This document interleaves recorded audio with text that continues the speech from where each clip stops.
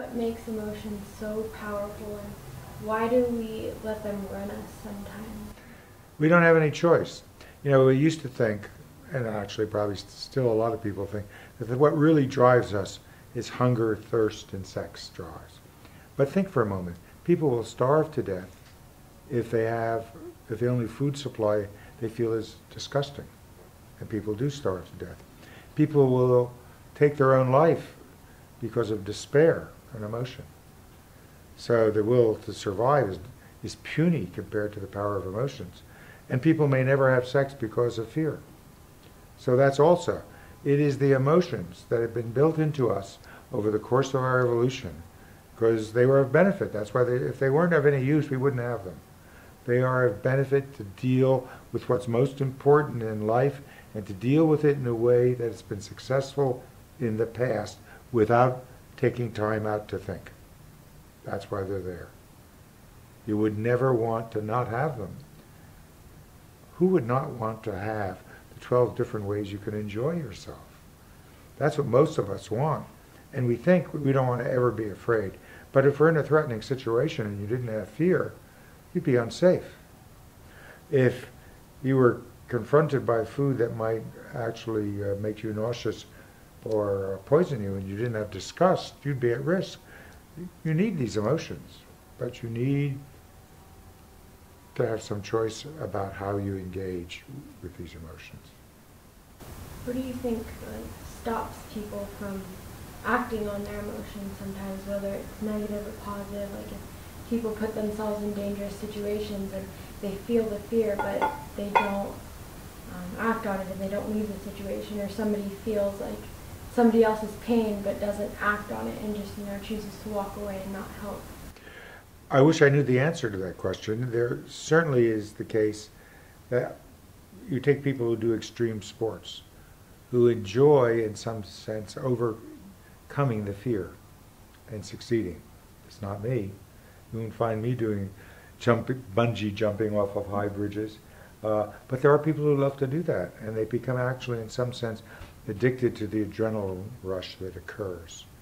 I think risk-taking, there are some people who like to avoid risks, and some people who thrive on risks.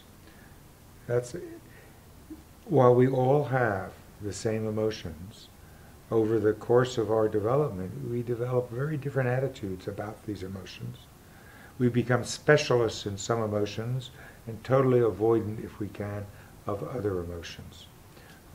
You'll never catch me going to a thriller. I don't like being scared in movies. You'll never catch me going to a movie where there's a lot of violence. I don't like to experience anger vicariously. Some people do. Those movies are very successful. Very successful. The kind of movies I like this recent Woody Allen film, Midnight in Paris. Well, some people like. It's whimsy. I like whimsy. It's fun. It's interesting. It's humorous.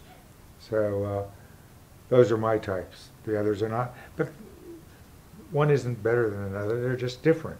There isn't anything about emotion that you can think of where you won't find individual differences, even though we all have the same emotions.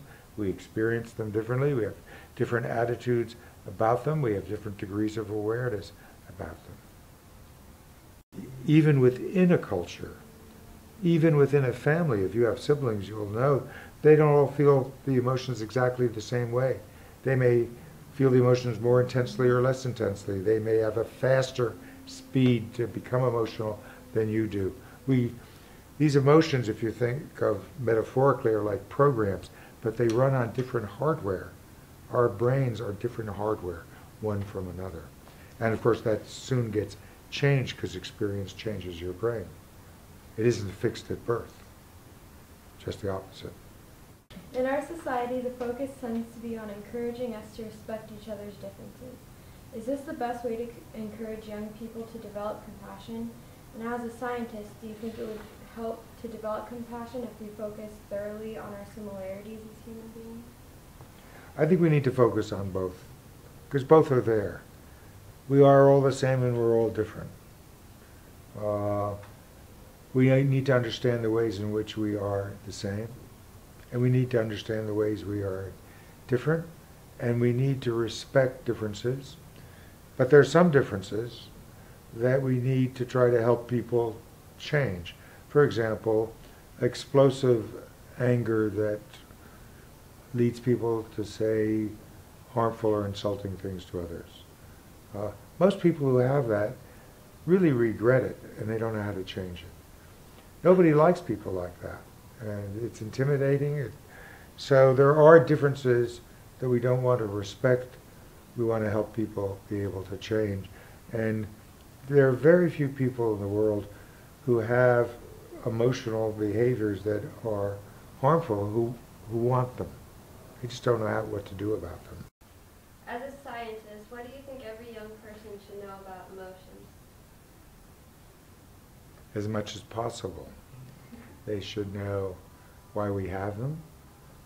They should know the exercises they can do to improve their emotional life. They should recognize emotions in others.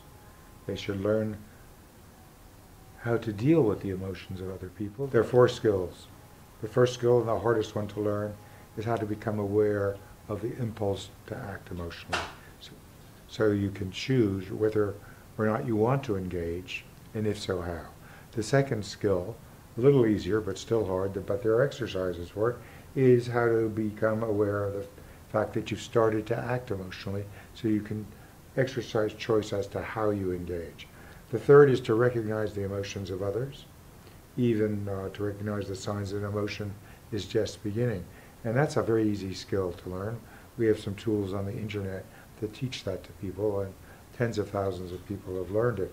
And the fourth skill is much harder. I'm working on an internet tool for it. Once I recognize how you're feeling, how should I respond? What do I need to consider to respond to your emotions in the most constructive way? So those are things that I would like everyone, child and adult, adolescent and old person, everybody needs to know that. Nobody teaches it for all practical purposes.